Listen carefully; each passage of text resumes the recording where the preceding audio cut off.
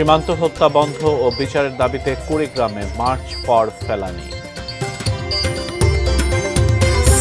গ্যাসের সরবরাহ না থাকায় চরম দুর্ভোগের সাধারণ মানুষ। এবং সরিষা ফুলে ফুলে হাসছে পাবনার চলনবিল, টানছে প্রকৃতিপ্রেমীদের।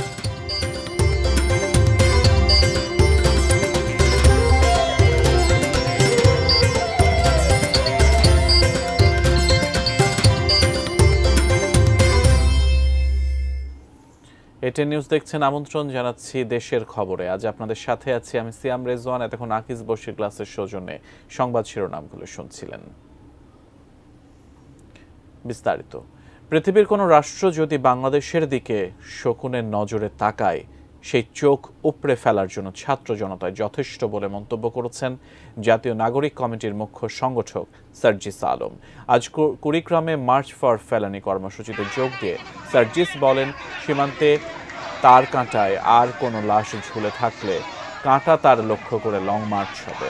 লং মার্চের শুরুতে ফেলানি সহ সকল সীমান্ত হত্যার বিচার, সীমান্তে প্রাণঘাতী অস্ত্রের ব্যবহার বন্ধ এবং শহীদ ফেলানির নামে কুড়িগ্রাম কৃষি বিশ্ববিদ্যালয়ের আবাসিক ভবনের নামকরণ সহ 5 দফা দাবি জানান তিনি। সকালে কুড়িগ্রাম শহরের কলেজ মোড় থেকে শুরু হওয়া লং মার্চ শেষ হবে কুড়িগ্রামের নাগেশ্বরী উপজেলার নাখারগঞ্জ গ্রামে ফেলানির বাড়িতে গিয়ে। আর যদি আমার কোনো ভাই কিংবা আমার কোনো বোন আমাদের ওই সীমান্তে এই তারকাটায় তাদের লাশ ঝুলে থাকে, তবে আমাদের আজকের যে মার্চ ফর ফেলানি, সেই মার্চ ফর ফেলানি ওই তারকাটাকে উদ্দেশ্য করে মার্চ করবে। আর যদি আমাদের পরবর্তী ওই মার্চ তারকাটাকে উদ্দেশ্য করে হয়, তবে আমাদের এই লক্ষ্য তারকাটাকে ভেদ করে যতদূর দৃষ্টি যায় ততদূর যাবে। বৈষম্যমুক্ত, ন্যায় ও সাম্যের বাংলাদেশ গড়তে চায় জামায়াতে ইসলামী, বললেন দলটির আমির ডাক্তার শফিকুর রহমান। দুপুরে মাগুরা শহরের ঐতিহাসিক নোমানী ময়দানে জেলা জামায়াতে ইসলামের কর্মী সভায় তিনি কথা বলেন।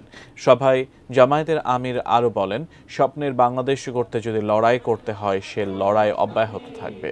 জেলা জামায়াতে ইসলামের আমির অধ্যাপক MB বাকেরের সভাপতিত্বে দীর্ঘ 22 বছর পর মাগুরায় জামায়াতের কর্মী সভায় বক্তব্য দেন বিশেষ অতিথি কেন্দ্রীয় নির্বাহী পরিষদের সদস্য মোবারক হোসাইন, সাবেক জেলা আমির ও কেন্দ্রীয় মজলিসের শুরা সদস্য আব্দুল মতিন সহ জামায়াত নেতারা। দেশ গড়ার লড়াইয়ে জনগণকে পাশে চান জামায়াতের আমির।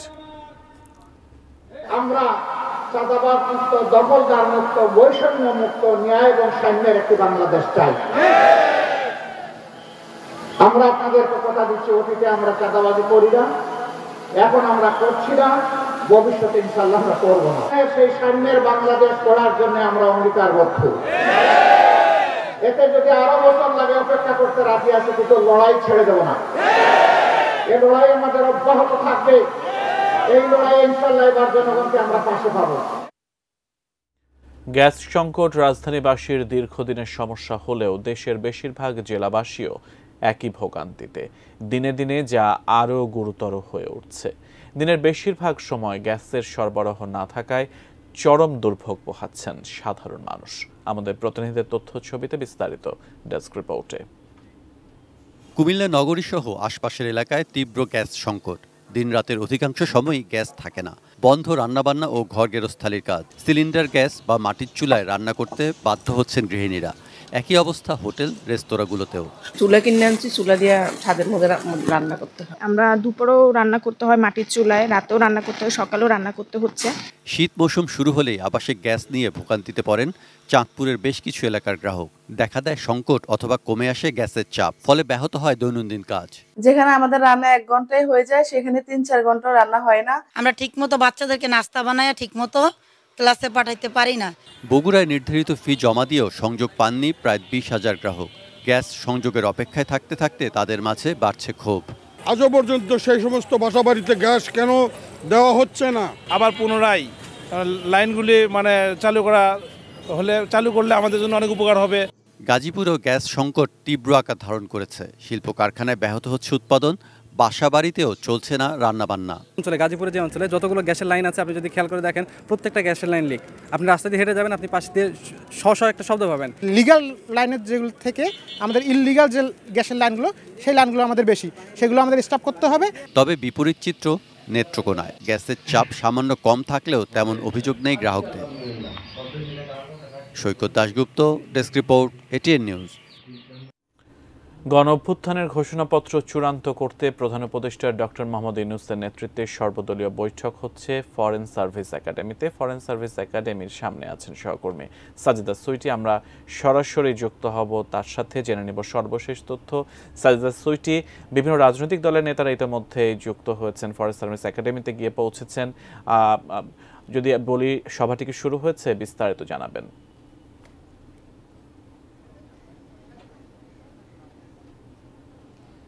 ধন্যবাদ সিয়াম। আমরা দর্শকদের এরই মধ্যে জানিয়েছি যে জুলাই ঘোষণাপত্রকে নিয়েই যত আজকের আলোচনা হবে, এবং এই যে সর্বদলীয় বৈঠকটির গত মঙ্গলবারই জানানো হয়েছে যে আজ হবে অনুষ্ঠিত, এবং সেই কারণে আমরা অপেক্ষায় আছি এখানে সবাই। এরই মধ্যে দলগুলো, গুরুত্বপূর্ণ দলগুলো, জোটগুলো ভেতরে গেছেন, প্রধান উপদেষ্টারা অপেক্ষা করছেন তারা, আমরা তাকে এখনও ঢুকতে দেখিনি। বিএনপি পক্ষ থেকে স্থায়ী কমিটির সদস্য সালাউদ্দিন আহমেদ এসেছেন, তারপর জামাত এসেছেন গোলাম পরোয়ারের নেতৃত্বে, এছাড়া গণতন্ত্র মঞ্চ, গণ অধিকার পরিষদ এবং গণতন্ত্র মঞ্চের আমরা 3 নেতাকে আমরা পেয়েছি, দফায় দফায় তারা ভেতরে গেছেন। তাছাড়া আছে খেলাফতে মজলিস। এই যে নেতারা গেছেন তাদের কারো কারোর সাথে আমাদের কথা হয়েছে, তারা বলছেন যে জুলাই ঘোষণাপত্রে গত 15 বছরের বয়ানটা থাকতে হবে, কি কি হয়েছে দেশে এবং কি কারণে এই বিগত সরকারকে হটাতে হয়েছে, কিভাবে তারা হটিয়েছেন, এই ব্যাপারগুলো তারা দেখতে চান ঘোষণাপত্রে। আর সংবিধান সঙ্গে সংশ্লিষ্ট যে ব্যাপারগুলো আছে সেগুলোতে তারা চান যে এক্সপার্ট মানে বিশেষজ্ঞদের মতামত নিয়ে যেন ঘোষণাপত্রের মধ্যে চূড়ান্ত ব্যাপারগুলো আসে। তবে একটা ব্যাপারে কারো কারো মনক্ষুণ্ণতা আমরা পেয়েছি যে রাষ্ট্রীয় পর্যায়ে ধরনের একটা বৈঠকের ক্ষেত্রে যে একটু যথাযোগ্য মর্যাদা দিয়ে তাদেরকে আমন্ত্রণের ব্যাপারটি হয়তো বা হয়নি বলছেন কেউ কেউ, যে গত রাতে রাত 10টার দিকে বা 10টার পরে অনেকেই খুদে বার্তা পেয়েছেন যে আজকের এই সময়টিতে তাদেরকে বৈঠকে আমন্ত্রণ জানানো হয়েছে। বলছেন যে রাষ্ট্রীয় বৈঠকের ক্ষেত্রে আরেকটু ফর্মাল, আরেকটু আয়োজন করে যদি হতো তাহলে তাদের মানসিক একটা প্রস্তুতি নিতে আরও সুবিধা হতো, বা আলাপ আলোচনা করতে দলীয়ভাবে যে কারা কারা আসবেন, কি কি কথা বলবেন, সে ব্যাপারে ভালো হতো তাদের জন্য। একটি খসড়া প্রস্তুত হয়েছিল এবং সেই খসড়াটা তাদের অনেকের কাছে পৌঁছেছে, সবারই কাছে পৌঁছানোর কথা ছিল, কেউ কেউ একটু দেরিতে পেয়েছেন। সেটি দেখে তারা সিদ্ধান্ত নিয়েছেন যে কোন কোন ইস্যুগুলোতে তারা একমত হবেন, ঐকমত্যে যাবেন, এবং কোন কোন ইস্যুগুলোতে তারা দ্বিমত করবেন বা পরামর্শ দিবেন। এই সবার ঐকমত্যের ভিত্তিতে জুলাই ঘোষণাপত্রটি আসবে। যদিও জাতীয় নাগরিক কমিটি এবং বৈষম্য বিরোধী ছাত্র আন্দোলন গতকালে তাদের যে আলটিমেটাম ছিল সেটি গতকাল শেষ হয়েছে, এবং তারা সংবাদ সম্মেলনের পরে বৈঠকের পরে সংবাদ সম্মেলনে তারা জানিয়েছে যে এই ব্যাপারে তারা কোনো রকমের কোনো গড়িমসি দেখতে চান না। তারা চান যে কি সময় মতো যেন একদমই ঘোষণাপত্রটা ভালোভাবে আসে ঐকমত্যের ভিত্তিতে, এবং তারা ভবিষ্যতে যে সরকারটি আসবে সেই সরকার যেন এই চেতনাকে, জুলাইয়ের ঘোষণাপত্রের চেতনাকে ধারণ করে যেন তারা চলাচল করেন, এই বিশ্বের বুকে বাংলাদেশকে তুলে ধরেন সে ব্যাপারটি। প্রধান উপদেষ্টা আসার তোড়জোড় আমরা দেখতে পাচ্ছি, তিনি ভেতরে যাওয়ার সাথে সাথেই বৈঠকটি শুরু হবে। এখানে যারা এসেছেন সবারই চাওয়া কিন্তু একটা ব্যাপারে তাদের মিল আছে, সেটির মিলটা হচ্ছে যে তারা আসলে এই বাংলাদেশটাকে যে নতুন করে পাওয়া হলো সেই বাংলাদেশে যাতে করে বৈষম্য না থাকে, সবার যেন সমান অধিকার থাকে, সেই ব্যাপারটিতে যেন গুরুত্ব দেওয়া হয়, বড় দল ছোট দল নির্বিশেষে সবার মতামতকে যেন প্রাধান্য দেওয়া হয়, সেটা চেষ্টা করা হবে। এখানে জুলাই ঘোষণাপত্রের যে চেষ্টা সেটার ব্যাপারেই প্রধান উপদেষ্টার পরামর্শ মেনে তারা কাজ করবেন এবং খুব দ্রুত সময়ের মধ্যে এটি পাওয়া যাবে বলে সবাই আশা করছেন। সিয়াম। সাজিদা সুইটি, আপনি থাকুন। প্রধান উপদেষ্টা আসা মাত্র যেহেতু বৈঠক হবে, বৈঠকের সর্বশেষ খবর আপনার কাছ থেকে আমরা জেনে নেব। গণ অভ্যুত্থানের ঘোষণাপত্র চূড়ান্ত করতে প্রধান উপদেষ্টা ডক্টর মোহাম্মদ ইউনূসের নেতৃত্বে সর্বদলীয় বৈঠক অনুষ্ঠিত হবে ফরেন সার্ভিস একাডেমিতে। তার সামনে থেকে আমাদের সাথে যুক্ত হয়েছিলেন সহকর্মী সাজিদা সুইটি। আপনারা দেশের খবর দেখছেন, সময় হলো বিরতিতে যাবার, ফিরে অন্যান্য খবরের সাথে আরও যা থাকছে। ঝিনাইদহে গোয়ালপাড়া বাজারের 9টি দোকানে দুর্ধর্ষ চুরি। পোষ্য কোটা পুনর্বহালের দাবিতে কর্মবিরতিতে রাজশাহী বিশ্ববিদ্যালয়ের কর্মকর্তা কর্মচারীরা।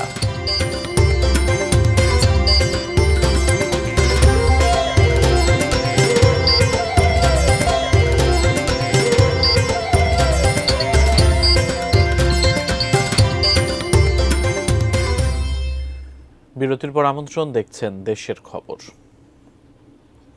এবারে হাতিলের সৌজন্যে বাণিজ্য মেলার খবর, মেলায় মেলায়।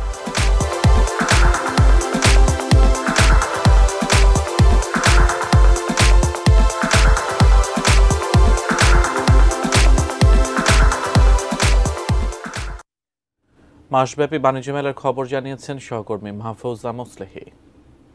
আপনি জানেন যে এবার কিন্তু বাণিজ্য মেলায় দেশ বিদেশের নানা পণ্যের সমাহার বসেছে এবং ভিড় কিন্তু বিকেল নাগাদ আজকের এই মুহূর্ত পর্যন্ত অনেকটাই বেড়েছে সকালের তুলনায় আমি বলতে পারি। আমি যে স্টলটিতে দাঁড়িয়ে আছি সেটি কিন্তু একটি থাই এবং চায়না মিক্সড স্টল। এখানে কিন্তু থাইল্যান্ডের এবং চীনের বেশ কিছু পণ্য পাওয়া যাচ্ছে, বিশেষ করে কসমেটিক্স যে আপনারা দেখতে পাচ্ছেন, এখানে কিন্তু থাইল্যান্ড থেকে অনেক কসমেটিক্স এসছে এবং সেটির প্রতি কিন্তু বিশেষ করে বাংলাদেশের যে নারী ক্রেতা তাদের আগ্রহ অনেকটাই বেশি। এর বাইরে যদি বলি, শিশুদের জন্য স্কুল ব্যাগ এবং ভ্যানিটি ব্যাগ রয়েছে, বাচ্চাদের ভ্যানিটি ব্যাগ, বাচ্চাদের স্কুলের অনেক আইটেম এখানে আমরা পাচ্ছি এবং কি যে রিং রয়েছে আমরা সেটিও পাচ্ছি, ব্যান্ড পাচ্ছি এবং নানান রকমের আসলে বাহারি পণ্য কিন্তু নানান রঙে সাজিয়ে বসেছেন এইসব স্টলের যারা দোকানি রয়েছেন। তবে দাম নিয়ে কিন্তু অনেকেই আপত্তি করছেন। তারা বলছেন যে বাংলাদেশে যেসব পণ্য আসলে বিক্রি হচ্ছে সেগুলো বিদেশ থেকে এলেও এত বেশি আসলে দাম হওয়ার কথা নয়। দোকানিরা বারবারই তারা অজুহাত দিচ্ছেন যে ট্যাক্স এবং ভ্যাট বাড়ানোর ফলেই মূলত আমদানি যে কস্ট সেটা বেশি বেড়ে গেছে এবং সেটি পুষিয়ে নিতেই তারা বাংলাদেশের দর্শকের কাছ থেকে এই বেশি দাম নিচ্ছেন। তবে তারা একটি দাবি জানিয়েছেন সরকারের কাছে, সেটি হচ্ছে অবিলম্বে এই ট্যাক্স এবং ভ্যাট যেন কমানো হয়। এর ফলে কিন্তু সাধারণ মানুষের ঘাড়ে এই ঊর্ধ্বগতির যেই চাপ সেটি কিন্তু কমে আসবে, আর না হলে তারা কিন্তু এ নিয়েই চলবেন এবং তাদের যেই ঊর্ধ্বগতি কেনার সেটি কিন্তু তারা কোনোভাবেই থামাতে পারবেন না। ফলে সরকারি পদক্ষেপ এই মুহূর্তেই তারা চাইছেন। জি, এই ছিল আমার কাছে সবশেষ পরিস্থিতির খবর বাণিজ্য মেলা থেকে। হলুদ সরিষা ফুলে ফুলে হাসছে চলন বিল। দিগন্ত বিস্তৃত হলুদের সঙ্গে মিতালি পাতিয়েছে মৌমাছি আর হাজারো পাখি। তাদের গুঞ্জন আর কলতানে মুখর চলন বিল। প্রকৃতির সেই সৌন্দর্যের লীলাভূমির টানে ছুটছেন দূর দূরান্তের দর্শনার্থীরা। মিলন মাহমুদের তোলা ছবিতে আরো জানাচ্ছেন সহকর্মী রিজভি জয়।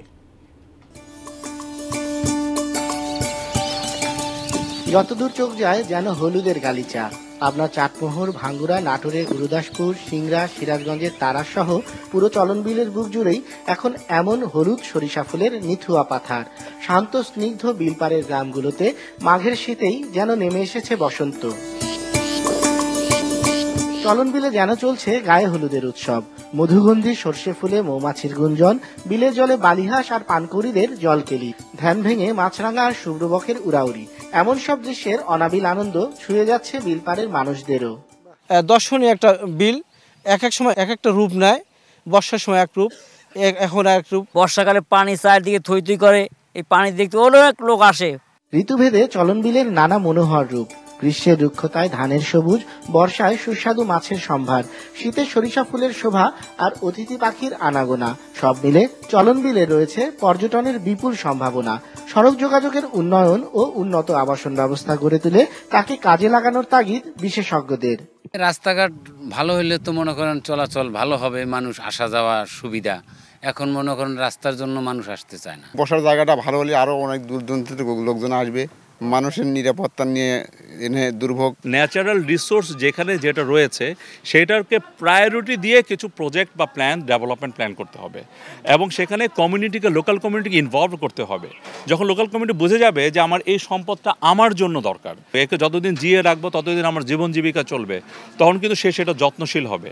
প্রাকৃতিক সম্পদ ও অপার সৌন্দর্যের অর্থনৈতিক সম্ভাবনা কাজে লাগাতে চলনবিলের 9 উপজেলায় আলাদা আলাদা উন্নয়ন কর্মসূচি না নিয়ে সমন্বিত পরিকল্পনা গ্রহণের পরামর্শ রয়েছে বিশেষজ্ঞদের। বিজয়, এটিএন নিউজ, পাবনা। দেশের খবর থেকে আবারও বিরতিতে যাচ্ছি, ফিরছি কিছুক্ষণের মধ্যেই, সঙ্গেই থাকুন।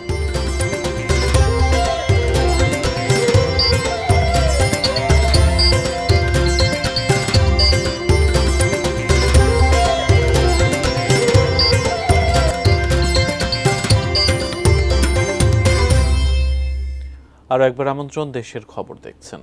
এবার ঝিনাইদহ সদরের গোয়ালপাড়া বাজারের 3টি মার্কেটের 9টি দোকানে দুর্ধর্ষ চুরি হয়েছে। দোকানের তালা ও ভেন্টিলেটর ভেঙে মালামাল ও নগদ টাকা দিয়ে গেছে চোর চক্র। পুলিশ ও স্থানীয় ব্যবসায়ীরা জানান, সিসিটিভি ক্যামেরায় দেখা গেছে বুধবার দিবাগত রাত 1:30টা থেকে 3টা পর্যন্ত চোর চক্র বাজারের বিভিন্ন এলাকার 3টি মার্কেটে ঢোকে। তার আগে তারা মার্কেটের পেছনে নেশাজাত দ্রব্য সেবন করে।